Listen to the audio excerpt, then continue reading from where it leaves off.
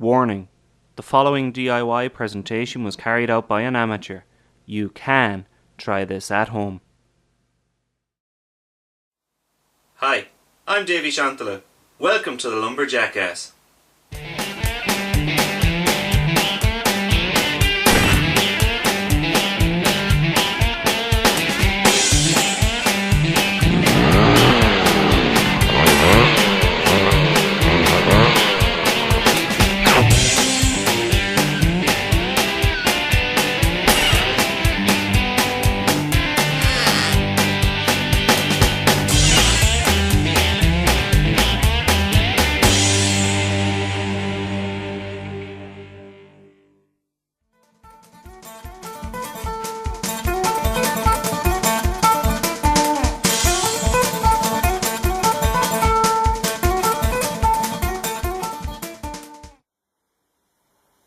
Hi, and welcome to the Lumberjackass. In this episode, it's Dewalt versus Festool, and it's a head-to-head battle of the two most common track saw systems.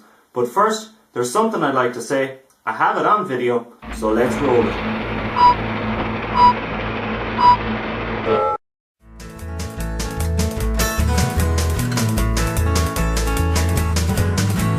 Now, before I begin, I'd just like people at home to realise that I've absolutely no affiliation to Festool and I've no affiliation to Dewalt.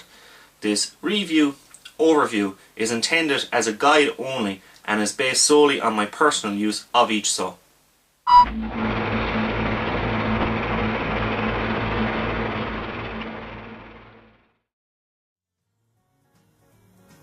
Up first is the technical specification and design of each saw.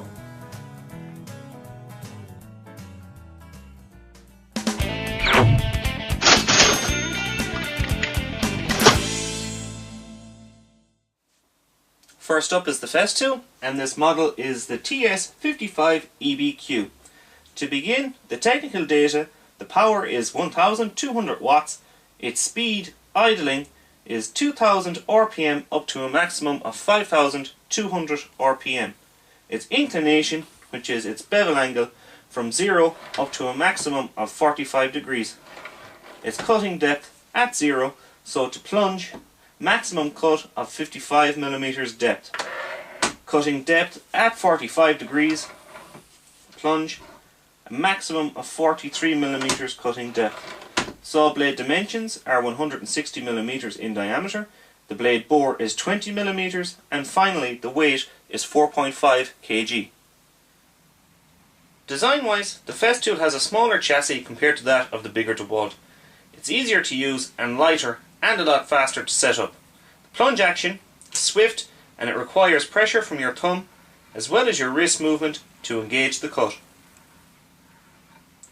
While this saw is comfortable and easy to use, I quite like the plunging action of the Dewalt, but in the end this Festool blows the Dewalt clean out of the water with superior build quality, better materials and faster cut speed.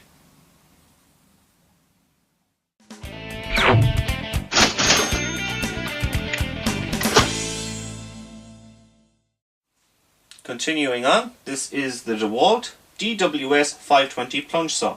Its technical data: the voltage is 220 to 240 volts, the power is 1300 watts, the no-load speed minimum is 1750 up to a maximum of 4000 RPM. The blade diameter is 165mm, the blade bore is 20mm, the maximum depth of cut is 55mm, bevel angle adjustment maximum is 47 degrees, and finally its weight is 5 kilograms. The design of the Dewalt is extremely similar to that of the Festool. The most notable difference is the plunging action, which pivots in two places. This gives the saw a rather mechanical feel and it follows the natural movement and progression of your arm. While the saw is comfortable to use, it feels rather heavy and is not up to the same build quality as the Festool. Finally, this saw is similar in looks and quality to that of a Black & Decker item, which means that it is more suited to light use or DIY users. Up next, I take a look at how easy it is to use each saw, how easy it is to set them up, and I'm going to take a look at the cut quality.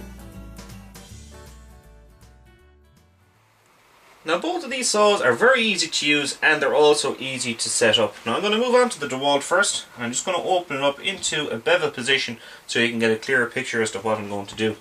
Now when you first put the saw up onto the guide rail, you're going to notice that there's going to be a bit of play in it. Now to take that out, there's a little thumb screw here that you have to twist in a certain direction so it'll take the play out. Now I'm just going to see which way it goes. That's it. That's a little bit too tight. Lay off a little bit. Just give it a bit of a tighten. Recheck it. Seems okay. That's perfect. Now there's also one on the back that you have to do, but I've already done that. And that is an Allen key that comes with the Dewalt in order to tighten up those thumb screws. Now the Festool is exactly the same way, but it's completely toolless. So these thumb screws, they're actually proper thumb screws, and it just requires your thumb and your finger to tighten. Same again, you just take the play out of it. Now this saw is already set up, so I'm not going to fiddle too much with the settings, but if you do buy the Festool straight setup, just throw it up onto the guide rail, take the play out of it with these thumb screws, and once it's in the proper position, just check it, see if it slides up and down the guide rail.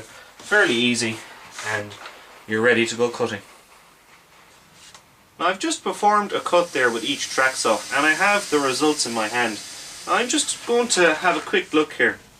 The Festool edge, now the cut itself is nice and clean. As for the Dewalt, the cut is nice and clean also. But for the likes of breakout, just inspecting the edge here. Now this is melamine MDF and it is notorious for breaking out. Just gonna have a quick look here. It's okay, it's not bad. And this is the same, it's not bad either, but they seem to be very similar. If I was going to call it, I'd say the Festool would have a cleaner cut on the wood overall, but the Dewalt seems to have less breakout. It's kind of hard to call which one is better, so I'd actually call this one a draw. Up next are my thoughts on each saw and the final conclusion. Okay, so there's a few bits and pieces I need to say before I actually get to the end of this review. Now first up, I have to say that compared to the Festool, the Dewalt, it's not even in the same league. First off, I'm just going to point out that if you change the colours of this to black and orange and you put a Black & Decker logo on the side of it, it'll actually seem more at home. This tool is basically only for light use and it's only really designed for the DIY user. Whereas the likes of the Festool, it's proper quality. Now I know it's a more expensive tool and it's in the region of about 100 to 120 euro more, but it's by far the better tool. It's worth it. The quality of the product is just A1. Also, the likes of the guide rail on the Festool, you get a transparent rubber edge, which means that you can line up the guide rail a lot quicker, a lot easier, and cut the line without any hassle, or too much hassle anyway at least. The guide rail on the Dewalt, it has 2 rubber strips. Dewalt are always harping on about the fact that they've got something extra. It's only something extra that can go wrong. If you're a tradesperson and you're going to and from job sites, you're throwing the likes of this into your van or around the place and you're jostling, you're either going to damage one edge or both of them together, and trust me, to replace the likes of the rubber strips, they're not cheap. So finally, I have to say that the Festool is by far the better tool. If you're in the market for one of these track saws, I would say go with the Festool all the way. It's well worth the money, it's a quality product, it's going to do what it's designed to do for a lot longer than the Dewalt. I've had problems with my Dewalt. The blade change mechanism didn't work out of the box. The base warps on it. The base is not strong on these Dewalts at all. They're going to warp and bend on you like a jigsaw would over a period of time. When you're trying to cut stuff, depending on if you're right or left-handed, how much pressure you put on it, that pressure is going to transfer somewhere else onto that base, and it's going to bend, and it's going to cause the saw to wobble and cut bevels. Also, regarding the Dewalt base, this is the main thing you're going to have to watch out for. The channel that sits onto the guide rail, and which enables you to tighten up and clamp the saw to the guide rail in order to cut a straight line. The plastics involved in that are very soft, so what that's going to do is when you're going up and down on the guide rail, the friction that's caused, it's actually going to break down that plastic, and it's going to leave a black line the whole way down the centre rail on your guide rail. Now, even if you tighten it softly, you don't tighten it up too much, it's still going to happen because the plastic is soft. Whereas if you check the Festool, the channel on that base, you'll find that there's hard plastic inside that one. So Festool have obviously noticed this problem before and rectified it somewhere.